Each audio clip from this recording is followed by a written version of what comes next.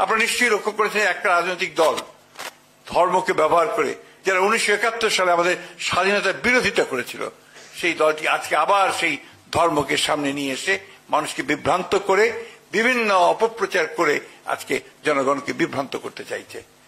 এটা আমাদেরকে রুখে দাঁড়াতে হবে এবং তার জন্য আমি জেনারেল আকবরকে ধন্যবাদ জানাতে চাই যে তিনি ইতিমধ্যে অনেকগুলো সেমিনার সিম্পোজিয়াম করেছেন। আমি ধন্যবাদ জানাতে চাই আমাদের যে সাইবারের যে কাজ করছেন। আমি মনে করি যে এই কাজটা হচ্ছে সবচেয়ে বড় কাজ এখন, কারণ এই সাইবার যুদ্ধে আমাদেরকে জয়ী হতে হবে।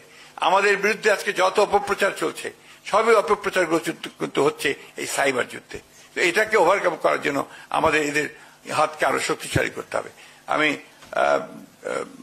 মেজর হাফিজকে ধন্যবাদ জানাতে চাই, তিনি যে প্রস্তাবটি দিয়েছেন যে একটা ডিফেন্স সেল আমাদের দলের পক্ষ থেকে আমাদের তৈরি করা উচিত বলে আমিও এটার সঙ্গে একমত। এবং সেখানে আমাদের যারা বিশিষ্ট আপনার যারা আছেন সশস্ত্র বাহিনীর তাদেরকে নিয়ে আসা, এবং আমি মনে করি যে সশস্ত্র বাহিনীর প্রায় প্রতিটি সদস্য তারা সবাই একজন বিশেষজ্ঞ। তো তাদেরকে যদি আমরা বিভিন্ন কাজে, দলের কাজে, আমরা দেশকে রক্ষা করার কাজে আমরা যদি ব্যবহার করতে পারি তাহলে নিশ্চয়ই আমরা বিএনপি উপকৃত হব। আমি বক্তব্য দীর্ঘ